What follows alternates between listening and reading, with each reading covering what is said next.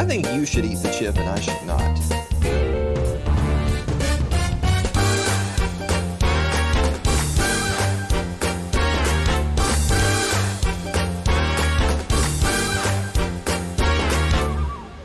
And now it's too late with Alan Mosley. Guys, welcome back for another episode of It's Too Late. I am your host, Alan Mosley, joined as always by my co-host and the number one producer in podcasting. It's Blake Osborne. Do what? I'm a little disheveled today. You're a little disheveled. A little disheveled. You look a little nervous, Blake. You all right? Oh, because I know what's coming. So we were talking about this just a second ago, that you and I, during the viewer mail segment, sometimes people will ask us funny questions about food or drink. And we always tell people, look, if you want us to try something on the show, you got to send it to the studio. We'll send you the address and we'll do it. Sure. One of these crazy SOBs actually did it. Oh boy. So you guys might be familiar with what this is. It's the one chip challenge, Carolina Reaper. It actually says, warning, it hurts like hell on the end. Yeah. It says that on there. So dude, man. Blake has been freaking out about this for a week. So in some ways, I'm actually ready to get it over with so that poor Blake can move on with his life. So we're going to do the one chip challenge. But here's the thing, guys, because we're all friends here. We can talk, right? I know most of you guys check out after the viewer mail. I can literally see the viewership numbers in the analytics. And right after the viewer mail, it's just, which is really a shame because all that stuff from like the second segment back, those are just bits. Yeah. The actual show is what happens after that. Right. That's the real show. Yeah, that's the actual content. Yeah. So in order to get everyone to stick around, we're going to do the one chip challenge in the finale. I'll also be honest, the other reason why we're going to do it in the finale is that I've been informed that you don't want to do this now and then do the rest of the show. We might not make it, dude. I keep on telling you, literally no one has died eating the one chip challenge. That's because they don't swallow it. You're supposed to swallow it. That's how food works. What's wrong with you? So anyway, you haven't bought any more animals since we last talked, have you? No, not yet. Not yet. Well, Blake, I know it's a little early. I mean, we're not even through Halloween. You know how people are with their holidays. Like in September, you see the stores roll out the Halloween stuff, and then Halloween's not even over, and you're seeing Thanksgiving and Christmas. Oh yeah, I mean everything's so already. I hate to say this a little early, but I found something. I found what I'm going to get you for Christmas, Blake. Okay, and what's that? Go ahead. It's a dress for men from Gucci. So that's actually going to be for you right there. Gucci releases tartan dress for men to disrupt toxic stereotypes of gender. So what you're telling me is you go from like man or woman to like pansy. Well, pull up that picture again, by the way. I just want to say, just look at that guy right there with his little poof ball on top of his little hat beanie or whatever. He looks excited, doesn't he? If there's one thing that picture does not scream, it's toxic masculinity. That's absolutely for sure. Gucci is fighting gender norms with this dress for men. By the way, get that out of here. Blake, I'm gonna give you one guess. Okay. How much do you think that dress is? I bet it's like $600. So this is, I thought that this was a joke. It's not a joke. I actually found it on Nordstrom. Okay. You can actually go buy this dress right now. Okay. You said 600? Yeah. $2,500. Go ahead and look at the dress. Like, that's $2,500. I could go get that out of my daughter's closet right now from freaking, like she got at Walmart for like $12, Mm-hmm. Replete with the little white bow and everything. Oh, yeah, sure. Yeah. Except it's probably too small for me. I like how your answer is probably. Probably too small for me. Jesus Christ. Ugh. I'm glad that we're all having such a good time because we've got like 45 minutes from now, life is over. Yeah, then I die. I actually had a couple of friends who have done this, who have done the one chip thing, and they told me to expect explosive diarrhea. No, I'm not expecting anything because I ain't swallowing it. So folks at home, Blake doesn't swallow. Oh, God. We have a lot to get around to, so we're gonna move on. We're gonna take a commercial break. We will be right back with Meme of the Week and Viewer Mail after this.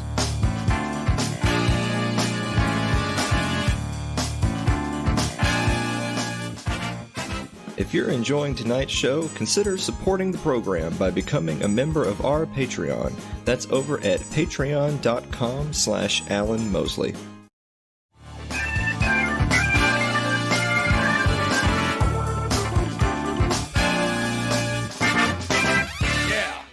Yeah. Hey, Blake. Yeah. What time is it? It's time for...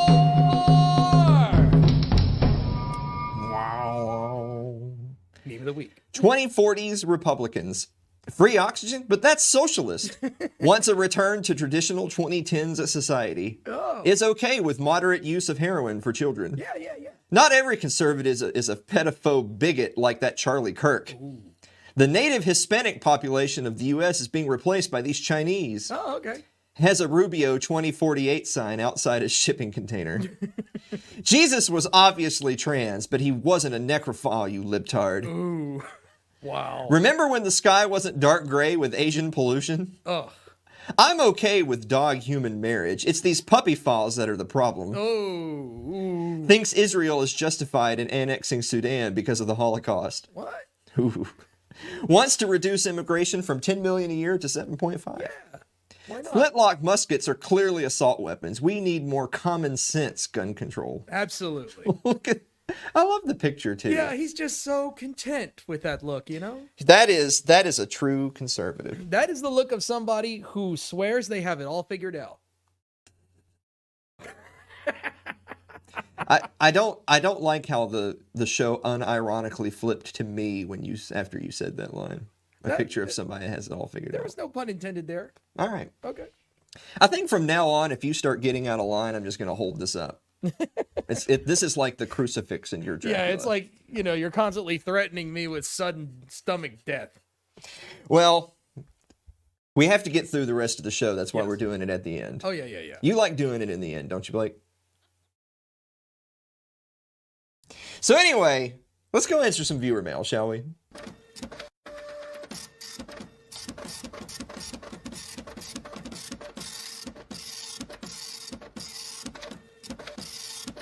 This is my favorite one, by the way. The sound effect. No, it's not even a dot matrix, man. I mean, Shut up. It doesn't matter. It doesn't matter. Jonathan Carranza writes, Dear Alan and Blake, what is the spiciest food you've eaten? we're about to find out, aren't we? That wasn't planned. Jonathan No. doesn't know anything about this. It's serendipity. So for right now, probably some jalapenos or something. Yeah. Ask me again in 30 minutes. That's right. Andrew Aprid writes, Dear Alan and Blake, was the brouhaha over regulating little kids' lemonade stands pulp friction? Yes. Yes. Do you like pulpy drinks? Like, do you like orange juice and lemonade with the pulp? No. Always killed it for me when I was a kid, Yeah, I don't like the pulp either. Yeah. So Andrew, you're bringing up painful memories. Absolutely. Sherry Voluntary writes, thank God Sherry's not here. Yeah. Sherry Voluntary writes, is coffee bean broth? Now these are the kind of questions that get to the heart of the matter here thing. Yeah. On What do you It's think? Too Late. I'm actually going to say yeah. So coffee is bean broth. That is totally agree. correct. Yeah. Bean broth.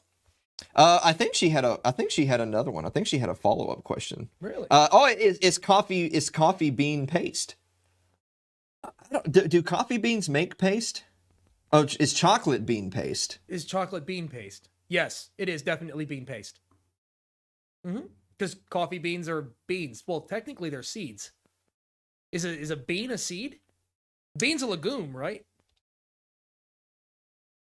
Yeah, but legumes are technically fruit. Ooh. So chocolate is a fruit. There you go. Eat healthy, my There you friends. That's right. Eat healthy. Jeff Johnson writes, Dear Alan and Blake, you can interview one of these guys. Which one? Jimmy Page, Angus Young, or Eddie Van Halen? Jeff Johnson wrote this a few days ago. I know. It was like, what? So Jeff is actually, that's not correct. What he means is not Eddie Van Halen. We can't interview him. No, we can't interview Angus Young either. Angus is gone too. What was the first one again? Jimmy Page. Well, Jimmy Page is the only guy alive, so I guess he wins by default. So this is like a triple trick question because originally the trick was do you want to interview these? But it's a trick because the only one you can't interview is Van Halen. And now it's a double trick because now you can't interview Van Halen. So wait, is Jimmy Page alive or dead? I think Jimmy Page is dead. No, I think he's alive.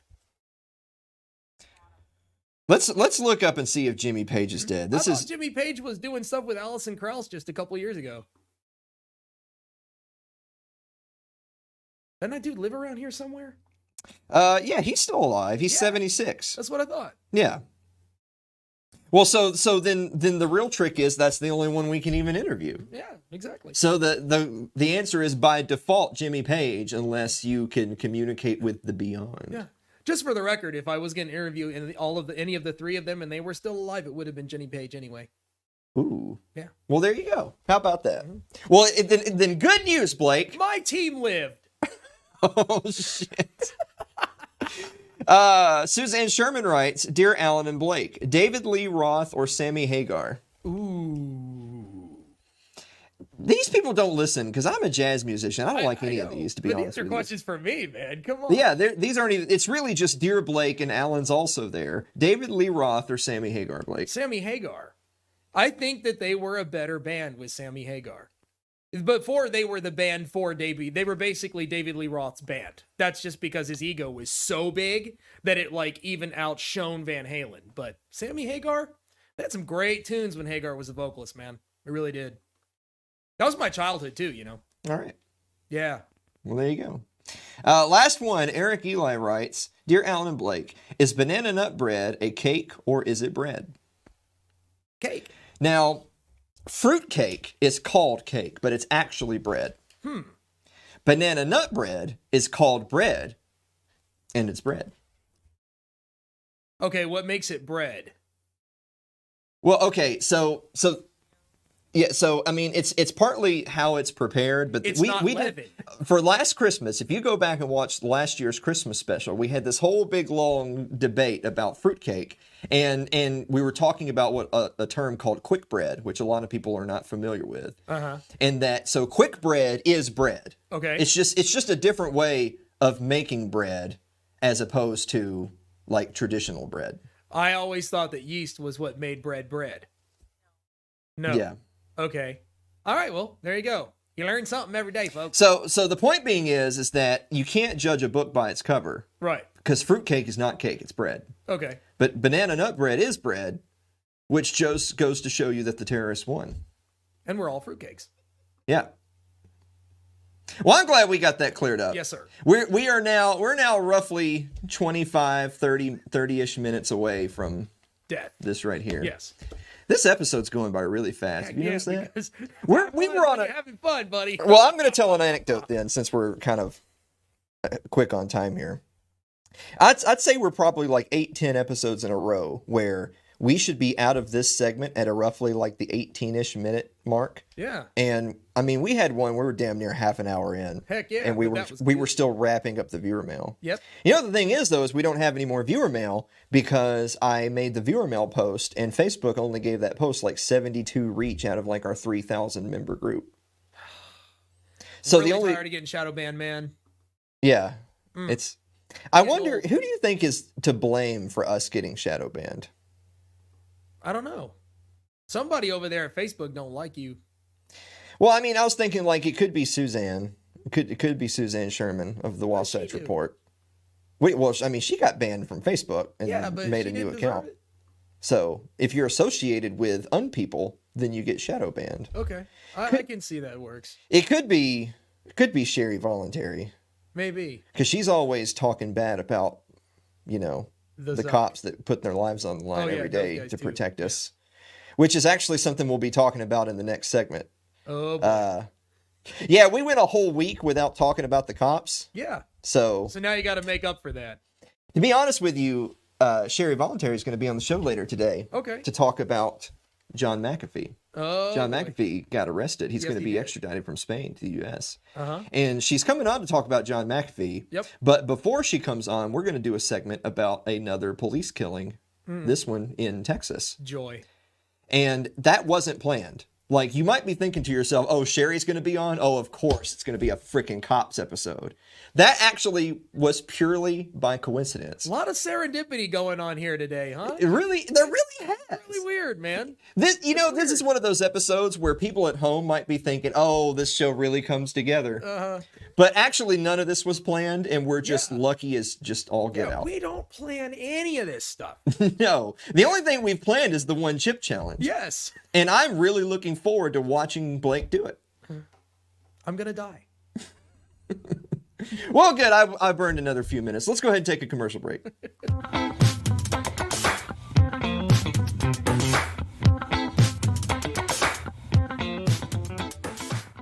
Your ad could be playing right now, reaching thousands of potential customers. Sadly, it's not, but it could be. Find out how to be an advertised sponsor for It's Too Late with Alan Mosley. Email us at alan@funnybroke.com.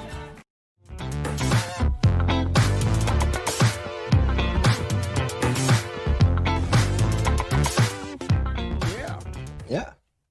So, by the way, I don't know if you read the package, Blake, but make sure not to touch your eyes after this. Like, I ain't touching anything after this. If you start to get a little watery or whatever, don't rub your face, because that sounds like good advice, dude. But if you do, make sure to keep the camera on you. Oh, for sure. Okay, I'm just saying. So anyway, I actually have two different articles to read about this. We're gonna read about the tale of Jonathan Pryce today on the show. So forgive me for I'm gonna read it. The first one comes from Fox News, which but it's actually been updated. But anyway, the original headline was Texas cop on leave and shooting death of 31-year-old man. Family identified the victim as Jonathan Pryce. Go ahead and pull up a picture of Pryce right there. So that's Jonathan Pryce. You might notice from the picture, there's probably one big reason why the cops just couldn't help themselves. But anyway, a police officer employed by a small Texas city has been placed on administrative leave in the shooting death of a 31-year-old man. I'm going to try to skip over a lot of the embellishment, like the family says he was loved and all that. And I'm not saying that that's not true. I'm just saying that I don't need feels to understand why this is bad. Yeah. Authorities in Wolf City, population 1,500. That's something to keep in mind, by the way. Small town. Only 1,500 people. Yeah. In towns of only 1,500 people, you've pretty much seen everybody. Yeah. You know who's from there. Exactly. The action was taken pending an investigation by Texas Rangers. So we will get the update from the Texas Rangers here in a second. The city offered no details of what happened. Imagine that. Okay. Local media identified the victim as Jonathan Pryce after interviewing his grief-stricken family. We're going to skip the embellishment, blah, blah, blah, blah. The incident began Saturday afternoon when Pryce saw a man strike a woman at a gas station and intervened. As Pryce tried to break up the fight, an officer pulled up. His family said the officer may have thought Pryce and the other man were fighting each other. The officer, a taser was deployed, and then the officer fired shots. So Pryce was shot in the chest and in the back. Again, we're going to skip a lot of the embellishment here. It turns out he was friends with a major league player, Will Middlebrooks, who said, what's really sickening is that he was doing the right thing. He saw a man putting his hands on a woman and stepped in to stop the altercation. The man then fought him, but then police shot Jonathan. He was unarmed. I'm heartbroken. So we're actually going to jump to an update here. So believe it or not, it only took a couple of days, a few days, and the police actually did arrest the Officer Shaun Lucas. So, Texas police officer arrested on suspicion of murder and fatal shooting of Jonathan Pryce. The Texas Rangers' preliminary investigation found that Wolf City police officer Shaun Lucas' use of deadly force against Pryce was, quote, was not objectively reasonable. Now, a couple of things really quick to point out. It's rare, of course, goodness knows it's rare for an officer to be arrested for wrongdoing at all. Yeah. But it's particularly rare for an officer to be arrested in a situation like this before a grand jury indictment. It's one thing for there to be a grand jury indictment and then they say, we recommend charges, they go arrest them. Yeah. It's different altogether that it would seem to suggest that this is a pretty clear-cut case. Just 2 days after 31-year-old Jonathan Price was killed in North Texas, the Texas Rangers on Monday arrested the officer they say shot him, saying the officer's actions did not seem objectively reasonable. Officer Shaun Lucas, who is white, was arrested on suspicion of murder in the death of Price, who was black, the Texas Department of Public Safety said in a statement. Wolf City officials have declined to comment on the shooting. We're gonna skip the embellishments. They do actually point out that he was Officer Lucas was arrested in a few days, or in a couple of days, and this is particularly notable because you might remember the story of Amber Geiger. Amber Geiger was the female officer who had just barged into the wrong apartment, who she claimed she thought it was hers, and she shot Botham Jean. Yeah. And so they actually took 3 days to arrest her, even though. Right. I mean, there was no denying that that's what had happened. They still took 3 days to arrest her. So for them to arrest Officer Lucas in a couple of days is different. Yeah. It is different. So Scott Bowman, an associate criminology professor at Texas State University, said the speed of the arrest likely indicates the shooting was a, quote, clear-cut case, which actually turns out to be true. So not only is there surveillance footage from security cameras at the gas station where the whole incident took place, there was actually about a dozen eyewitnesses that all of their statements all corroborate that the officer was out of line and shot Jonathan Price. So basically what you're saying is every now and then it actually does come out to some sort of weird justice twist. We'll get to that in a second. Yeah. So Saturday night, police in the small town about 70 miles northeast of Dallas called to a disturbance.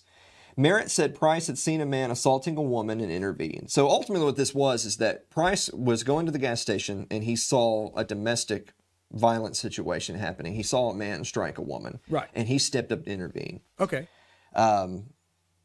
So Lucas tried to detain Price, who was, quote, resisted in a non-threatening posture and began to walk away. Lucas fired a taser at Price and then shot him.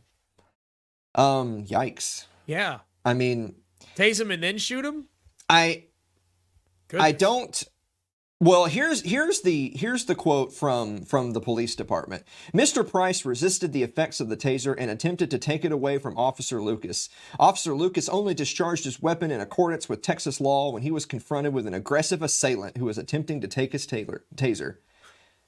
The Texas Rangers disagree. Yep. The preliminary investigation indicates that the actions of Officer Lucas were not objectively reasonable and therefore not justifiable force.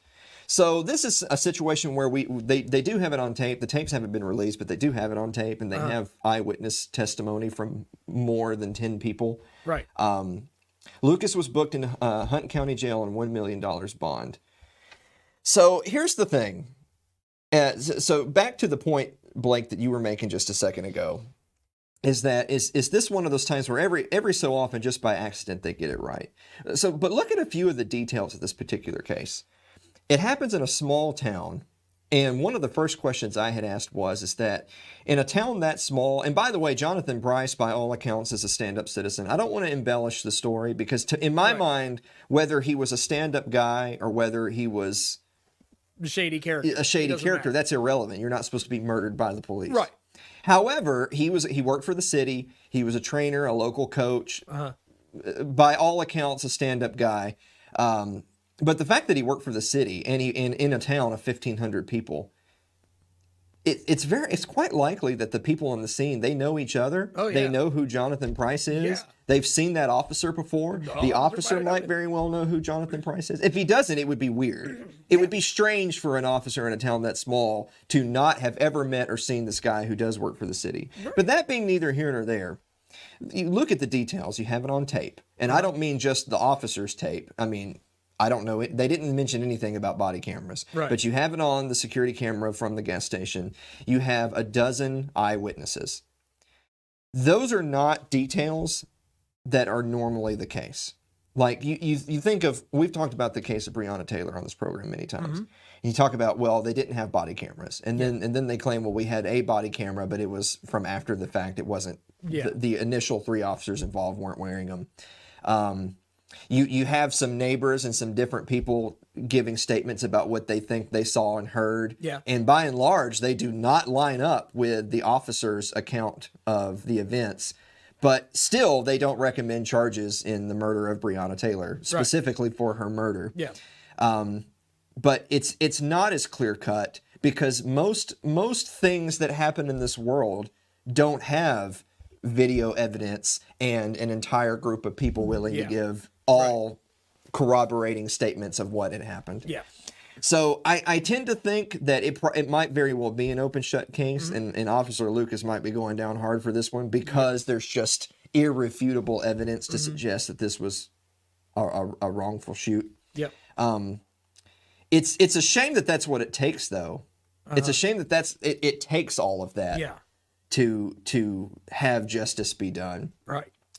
But, I've said on the program before, and I'll say it again, I don't really like making cops and shootings and police brutality my bag. Like, I don't really want to come off as like that's one of our key issues per se. Right. Because it's not that I really have key issues. It's more that we have our philosophy and we have principles and we apply those consistently over everything. And we try to give people a different take on the news that they might be seeing, and not just left with the Fox News take or the CNN take. Right. But the fact of the matter is that we keep on talking about police brutality and about cops murdering people because they just won't stop murdering people. Exactly. If they would just stop murdering people, we would quit talking about this on the program. Yeah.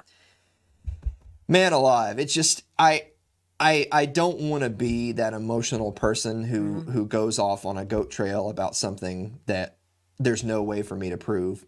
Yeah. But I just can't help but think there's a domestic disturbance. This black man intervenes in the domestic disturbance. The officer shows up at that point, and the only thing he assesses is there's a scuffle between a white man and a black man. Yeah. What does he naturally do? He assaults the black man. I know.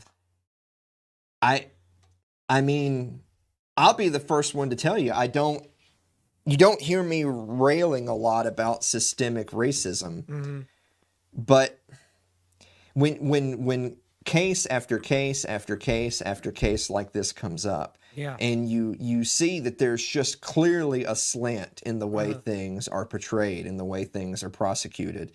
I know that a lot of the naysayers might defend even this Officer Lucas and say, well, if he was just following procedure, then he was just following procedure. We had the meme from a few weeks ago of the Nazis marching down the street saying it's all legal, they're just following procedure. Right. I don't buy that crap for a second. Don't come at me with the excuses of, oh, well, that's just procedure. Yeah.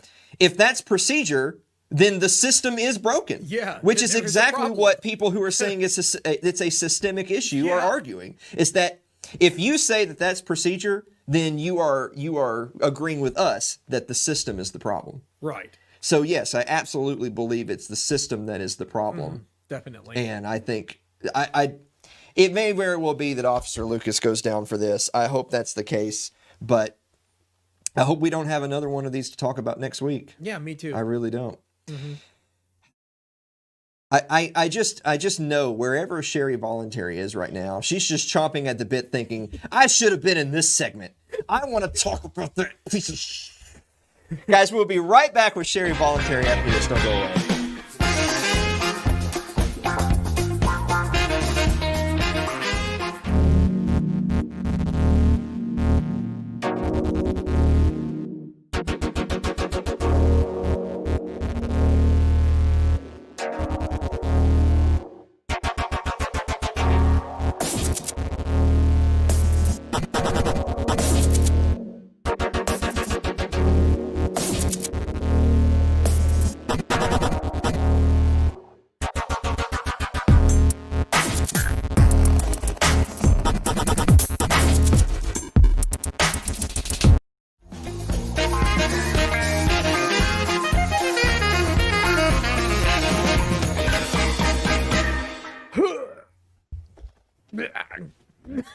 I keep so for folks at home might not realize that if you ever see me looking this way, it's because that's Blake's over there. Yeah, I'm over so here. So that's why I'm holding it up like that. It's because Blake's over there.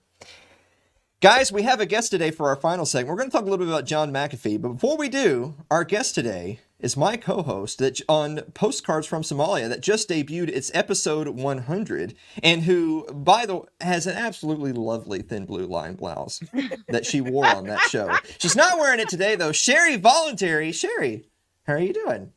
I'm great. Thank you. How are you? Were you literally just foaming at the mouth during the last segment while you were waiting? I literally looked for something to do, and I had an emery board here, so I was like filing one. And I was like, that's what I was hearing. I've got a little earbud in, and that's what I was hearing. I was like, what is that? What is it? Angry filing. I thought it was like your teeth. Just like grinding your teeth. I mean, that could have been it too. Well, anyway, so Sherry, we're going to talk a little bit about John McAfee. So our audience will probably know who John McAfee is, of course, of McAfee antivirus fame. John McAfee, who is probably one of the more popular-ish libertarian figures out there, just because of just the real life walking troll that he is. Caricature. Yes, he's not even a real person. But John McAfee's days may be numbered, ladies and gentlemen. Blake, go ahead and pull up that article right there. John McAfee has been arrested in Spain and is facing extradition. Oh no. So it's actually a twofer. So for one, he's being indicted on charges of tax evasion, but he's also being sued by the SEC for something to do with advertising a coin offering on Twitter without disclosing that he had been paid to market said coin offering. So the thing is, a violent criminal he is. Yeah, I know, right? So now we all could be sitting here thinking, like, why is that even a thing? Who cares? Yeah. But it doesn't matter that we think that that's a ridiculous. The fact of the matter is it is a thing. And so McAfee. Thing about McAfee is that I've actually talked to people that have said it's all just an act. All the stuff that he does and all the times he's been in trouble with the law, it's just an act that he maintains for this persona. Tell you what, it ain't an act no more. He's been arrested in Spain. He's facing extradition. Sherry Voluntary. Yes. Are you surprised to hear the news about John McAfee? Surprised? No. I mean, it's John McAfee. He's always doing something to drum up attention. So, but I did think about the Dukes of Hazzard when you said in trouble with the law. Just wanted you to know. Yeah. John McAfee actually comes off to me as somebody who would own a General Lee. He probably and does. drive it around with his black wife in the car. Like, yeah, I mean, totally. He totally would do that. Yeah. Well, the thing is, because they talk about in the article here where, in late last summer, he had been arrested in the Dominican Republic, but he ultimately got released. And I think that's where a lot of people kind of come away with the attitude of it's all talk. He's not really who he makes himself out to be. But it's gotten very serious for him. And I know, Sherry, you had mentioned this. They also talk about him, the documentary that was made about John McAfee. Yes. That he had been in trouble, allegedly, in Belize in 2012. Something to do with a hitman who may or may not have been hired and all this kind of crazy stuff. This case is still breaking. And I'm going to be honest with you. Checking in on his extradition trial is not quite as important to me as checking on Julian Assange's. I'm sorry. I'm just throwing that no out kidding. There. But with that said, so me and Sherry, in typical Postcards from Somalia fashion, we have a little bit different angle that we're going to take on this. We're going to talk about the reasons why we think John McAfee should have been arrested other than tax evasion. Because as we all know, taxation is theft. So we don't think you're a hero for evading taxes, not that you should be arrested. Yeah. However, John McAfee should go down for some things. Sherry, what's one reason you think John McAfee should be arrested? Those frosted tips. That needs to stop. Pull up the picture again. Pull up the picture again, Blake. So you're not a fan? No. Who's that chef guy that everyone always makes fun of? That Guy has the Fieri or Fieri or whatever. Yeah. He's not that bad. Like John McAfee looks better than that guy. But it just screams Kyle to me, like the kid that threw asbestos tiling at you at school. Like that's and who ate oranges and went crazy. Like, yeah. What? Oh, yeah, you know the kind of kid. Okay, Sherry, write this down. The next time you're on the show, we need to talk about your school upbringing situation, and talk to us about Kyle. My schooling. But we don't have time to talk about Kyle today. We'll talk about Kyle next time. I'll tell you another reason McAfee should be arrested. You know those McAfee virus pop-ups that keep on popping up, like right when you're in the middle of doing something important, like hiring a hitman off the Silk Road? Yeah. Yeah. I hate it when that happens. Man. I hate it when that happens. Exactly. What's another reason he should be arrested? He should be arrested for taking the phrase "eat, shoot" too literally. Taking it literally. Yeah. So if you haven't, is that documentary on Netflix? It was. I'm not sure if it's still. Don't know if it still is. If you haven't seen the documentary on John McAfee, you watch the documentary and you'll understand that one a little bit more. But I'm not going to talk about it. Oh. Let's just say he has an acquired taste. I don't even want to know what the heck y'all are talking about right now. Did you see how good I was, though? I didn't say the naughty word. Well, if you said a bad word, then we'd have to mention Suzanne Sherman's The Wasatch Report and apologize. So don't. I think the last one was backing out of the dickening. Sherry, can you explain for folks at home exactly what we mean by him backing out of the dickening? Why, Alan, I'd be happy to. So a couple years ago, John McAfee, he made this wager that Bitcoin would be at $1 million by December 31st of 2020. And if it wasn't, he would eat his own dick on national television. And he backed out of it. Wuss. I mean, how? On the one hand, it's not quite December 31st. Not yet. On the other hand, I don't know if you can get on national television from jail, which is where he's going to be. Yeah. But he will be eating dick, most likely. Oh, wow, dude. Either way. Good Lord. Woo. Sorry. Did I just ruin the show? Sherry, this is a family program. This is a family program where we just eat hot chips and we talk about our men in blue and sandwiches and our favorite antivirus software developers. I mean, how about this? Wouldn't it be something if McAfee somehow figures out a way to get off on all this, and it turns out all of this was just a big ruse to not have to eat his dick? He's gonna get off on all of it. Yeah. Well, he won't be getting off anymore. That's for sure. His days of getting off are numbered. I mean, okay, we don't know the same thing about men's prisons then, I guess. I mean, other people will be getting off. He won't be. It's in some ways, this is the thing that, and in all seriousness, I want to say that obviously I don't agree with what's happening to him. And obviously I hope things turn out for the best, but this doesn't look good. I mean, normally when you get arrested in a foreign country and they're setting up your extradition to the United States for anything to do with the IRS or the SEC, usually that means your days are numbered. Mm-hmm. Obviously, we don't agree with that. But we also, and Sherry, you and I were having this conversation right before we went on, that sometimes people in our community like to kind of play the I gotcha or the actually game or whatever you want to call it, and talking about pragmatism. And on the one sense, I'm very much not a pragmatist when it comes to politics because I don't vote. I'm not looking for the lesser of any evils to vote for. I think Libertarian Party is an oxymoron. I'm not interested in any of that crap. Correct.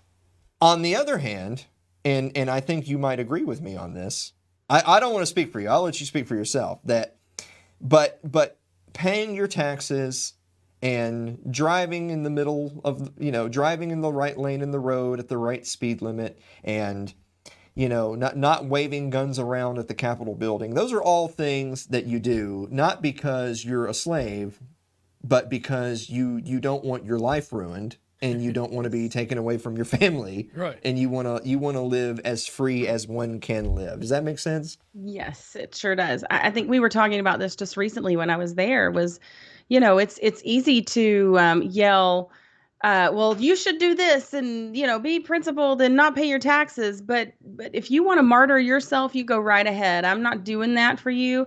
I love my life. I want my kids to grow up with me. I want to grow up and raise my children, and I'm not going to martyr myself over something like people. They're going to get their pound of flesh, and I've seen too many people made examples of, especially with things like taxes. Voting is something that I don't do because I'm not forced to do it, and I'm not going to be put in the rape cage for it. So, for not doing it. But if they make that law that I have to do it, or they'll come and get me and they're serious about it, like they are with taxes, then of course I would have to do it or resist, leave or something, because I'm just, it's the amount of harm that can come to you is the difference. If you jaywalk, that's breaking the law, but it's not going to get you, hopefully, I don't know, the cops are kind of crazy. It's not going to get you put in jail or harmed, but that certainly will. And I'm not willing to do that. I want to remain as safe as possible and keep talking about how bad it is. So hard to do that from behind bars. Well, I know you and I had talked about Irwin Schiff, Peter Schiff's dad, and that, he ultimately died in prison for without his family around him, right. All those terrible things. And it is terrible. And I'm not saying in any way that he wasn't a principled and heroic guy, but we have to also reckon with, but that's the reality that you take on when you challenge the state in that way. So it's and I also really want to make this point really quick before we go to our final break, that in my mind, there's a really big difference between the voting argument and, for instance, the taxes argument. Because you don't have to vote. You won't be penalized for not voting. That is an action that you take unto yourself. You're going to go in, and granted, sure, you can go right in Mickey Mouse if you want, and that's all well and good. But you actually take the time to go in and vote. You don't have to. Whereas with taxes, you do have to, or you will be penalized. Wrong will be done to you if you don't submit to paying your taxes. So that's not you rolling over. That's not you acquiescing to slavery. That's you are being coerced. Right. There is a gun to your head when you make that decision, whereas there's not a gun to your head when you pull the voting booth, especially if you're one of these losers who's like, well, Biden's bad, so I guess we got to vote for Trump, or Trump's bad, so we got to vote for Biden. Right. No, buddy. That's a decision you're making. Yeah. Live to fight another day. Definitely. All right. Well, see, Sherry, that's why you're a guest on the show, because you agree. Imagine those poor souls who don't agree. That's why they're never here. That's right. Sherry, do you have a final thought before we go? Yeah, thank you for having me on. Where should I ask you, where can people go to follow the stuff and the things? Stuff and things that I'm not doing? Postcards from Somalia. It's wherever Alan puts it. Jesus Christ. Well, then I'll just do it myself in the finale. So thank you so much, Sherry. Guys, we'll be right back with after the break. Don't go away.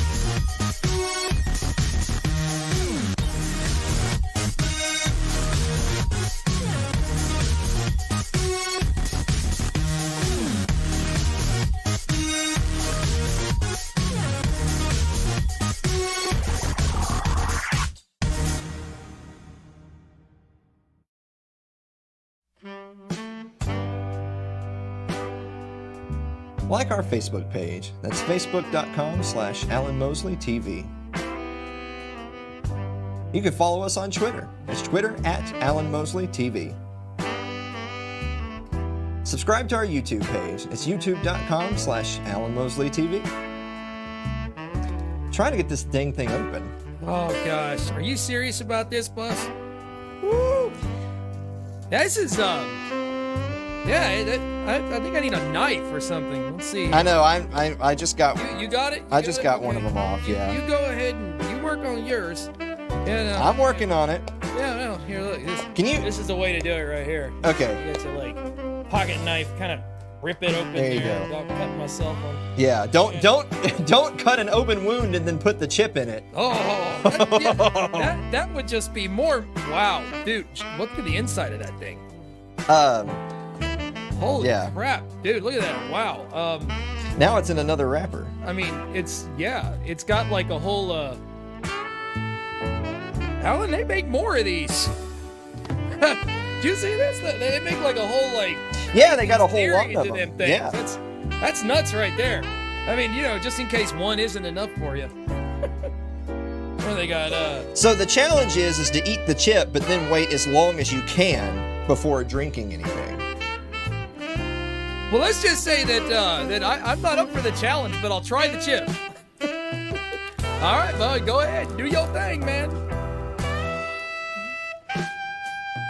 Well, we got a little bit of that standing by. Yeah, I was going to say, so Blake brought this in to the... So me turn the logo so you can't see the thing. Oh, God, here we go. I'm going to tear mine open. What about you? I mean, smell it. It's like... I mean, it doesn't even smell like much. I don't know. Is this something that, like, you could hurt yourself if you snort it like I just did? Maybe I shouldn't have done that. I mean, it has no odor.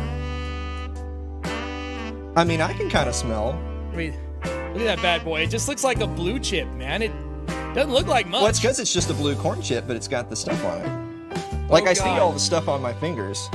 I should just rub my face. I can literally feel the pepper radiating up off of this bad boy. Oh. Let me open this first really quick. This smells like death, man. Ooh. Why are we doing this? All right, you ready? Oh, God. Are you ready? Yes. All right. Do it. 1, 2, 3. Go.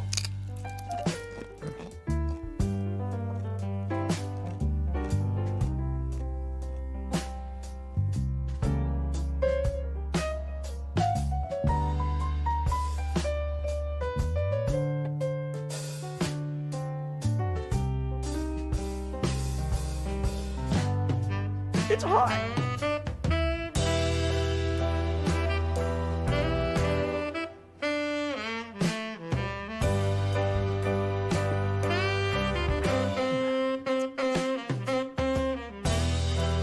I accidentally swallowed, dude.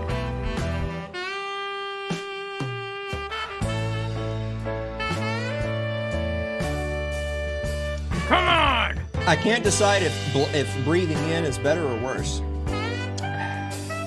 It gets hotter and more painful the longer you hang in there.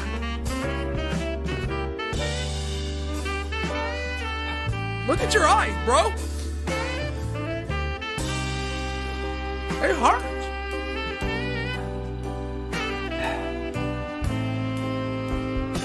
It's the drool. We should have run a timer. Oh, you drank milk. I didn't drink yet. I spit. You ain't got to swallow this. Just sit here and see how long you can take the pain. After a while, it just hurts so bad it doesn't matter anymore. God.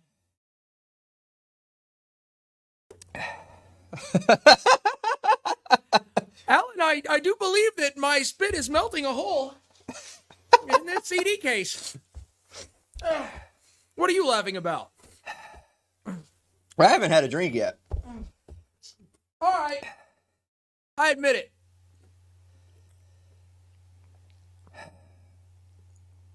Milk works. It does? Yeah. Don't eat it. Look at me. I don't eat it. You do. Give in. Give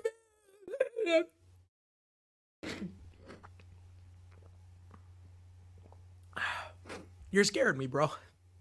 That's hot. Oh, God. And the worst thing is it just keeps going. Ugh. I'm trying to avoid touching my face, even though I think I've been careful. You know what that's like? What? Have you ever heard of Banaka? Mm-mm. Imagine accidentally, like, mistaking pepper spray for Banaka. Banaka's that breath spray, bro. You know what I mean? There you go. One chip challenge. Who was the demon that sent that to you? I'm well over a few minutes, so I'm gonna go ahead and drink.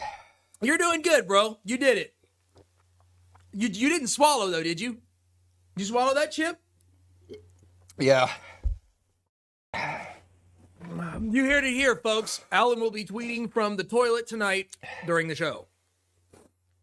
It burns your lips so bad. I can't even express the pain that this chip causes. But those of you who want to try this, go right ahead and suit yourselves. Nothing. Nothing. Guys, thank you so much, and we will see you next week.